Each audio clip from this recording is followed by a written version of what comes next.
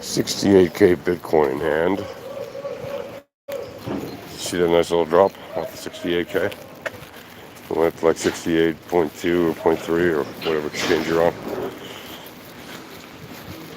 And then took a nice little $2,500 plus dump in a 15-minute candle. Dropped obviously even more than that. It was like, it's over $3,000, the total drop. In like the matter of an hour. Or like on one little wiki candle.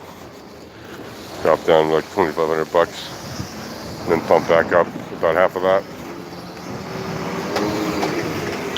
That's what you call volatile.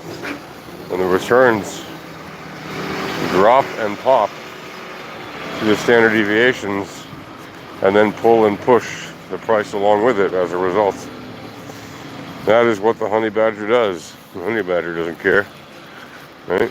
Honey badger just keeps moving along, doing its thing, and yielding lots of great returns for people who know how to read the information and take the relevant according action. So what was it that Jim Cramer said? You know, that buffoon, that clown from CNBC of, you know, the cable channel that's owned by GE. What did he say? You remember what he said? He said recently that Bitcoin would never see another all-time high. When did he say that? Oh, real recently. Like, just some days ago, right? When it was already running up at or above 60K. Would never see another all-time high. Well, hasn't hit it. However, no reason to suspect that it will never hit another one. Right? You can tell me that that 68K was, that's it, that's the top? Right?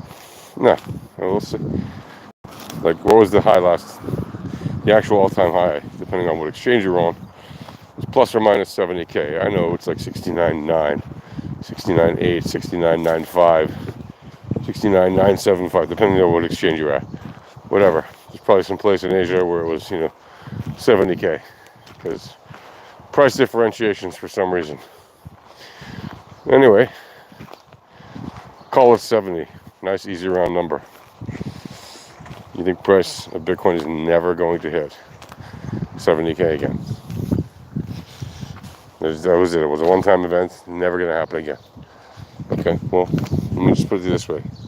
What have the returns yielded so far on Bitcoin? Because there's your answer. There's no pattern of price. Price is random. It's a random market. There's no pattern on returns. What there are returns. Now you tell me, somebody who's been holding an asset for this long and has possibly been investing more and more over time. People have been investing now into Bitcoin for more than a decade. In many cases, as much as 15 years, right? The very earliest adopters. Hello. We've been investing in Bitcoin from the beginning. Do you think we're just going to stop investing in Bitcoin when it has yielded the results that it has? Do you think new investors are going to run away from an asset that keeps breaking new all-time highs in terms of returns and price? Really? Because, sure, you can tell me, well, it will never have the same kind of returns it had in the early days. You're never going to get millions of % growth in a single year again.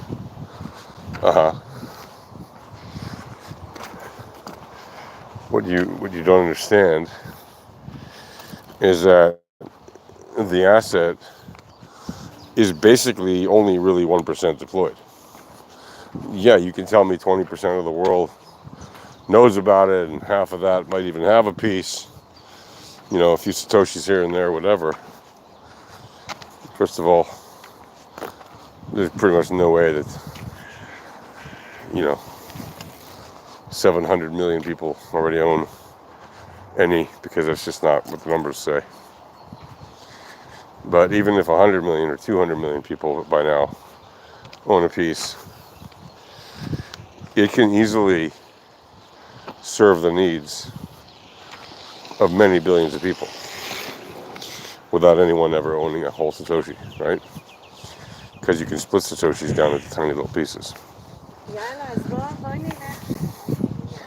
And yes, I did say without anyone ever owning a whole Satoshi. Because again, the hoarders of the actual Bitcoins, right, compared to the ones who will never own a whole one, are completely on a different level, if you think about it, right? Because most people will never own a whole Bitcoin, obviously. All they'll own is Satoshis. So they're going to have to measure their wealth in Satoshis. And yet you have people who own hundreds, thousands, tens of thousands, even hundreds of thousands of Bitcoin. Right? And Satoshi's wallet's a million of them, right? If you stack up his wallets. Of course, that wallet collection is effectively considered debt. Yes, it's still alive, but nobody can access it, so that stuff is not in circulation. So there's a million of them right there. But the active ones, or the wallets that are managed by institutions, massive whales, whatever, large corporations, those that own tons of it are really on a different level than most average human beings, right? They're like in a different stratosphere of existence when it comes to potential future assets under management. Right? Like if you own hundreds of thousands of Bitcoin as a large bank or as a massive company or whatever, huge whale, you financially you're on a different level of existence already than the average person. And if the asset continues up into 7 digits or higher, which is entirely possible over the next 10, 20, 30 years, well, if you have 100,000 of these things out of a million, you do the math. That's quite a lot, And if it goes significantly higher, it's quite a lot more. So the question is really, why wouldn't it? Okay? What do the naysayers have that demonstrates that it would not go to ATH again? And the answer is that it's past its prime, it's old, it's slow. Okay? There are faster solutions, right? There's plenty of liquidity in other faster solutions. Well, all those things may or may not be true, and they're definitely arguable. And I would say that they're not necessarily as they appear to be. One thing's for sure, for now,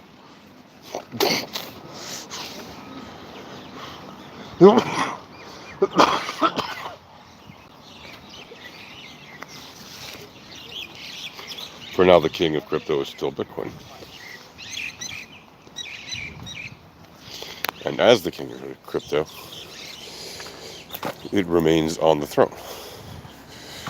Maybe it's a porcelain throne.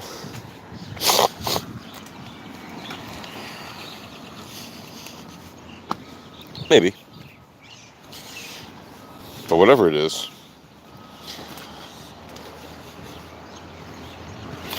it has yet to be dethroned. And it is not likely to be dethroned anytime soon. Especially while it is still on the rise.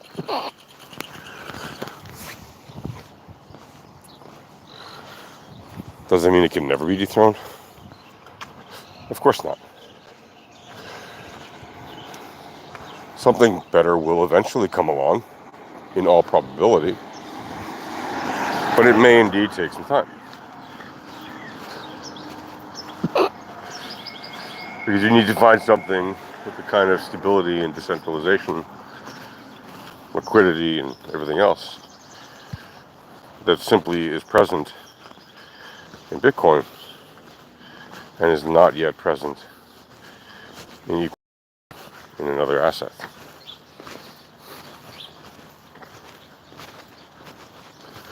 So,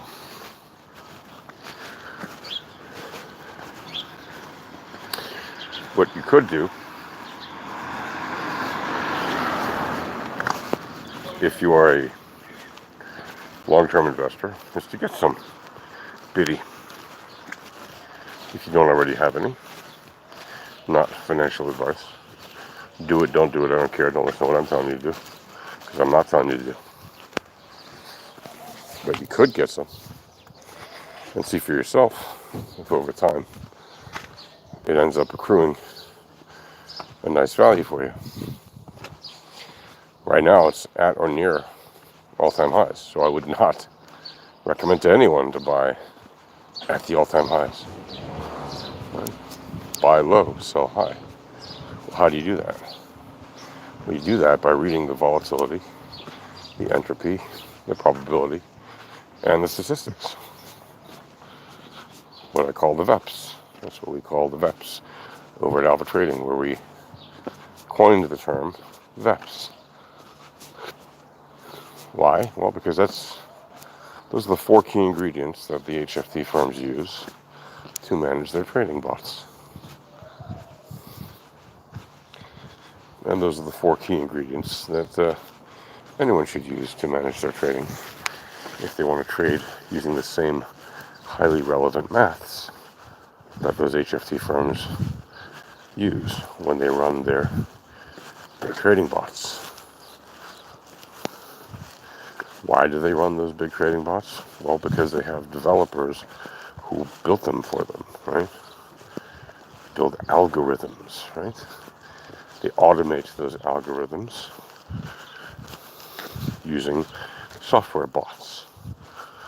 That's what we're talking about. So, yes, trade the VEPs. Happy trading.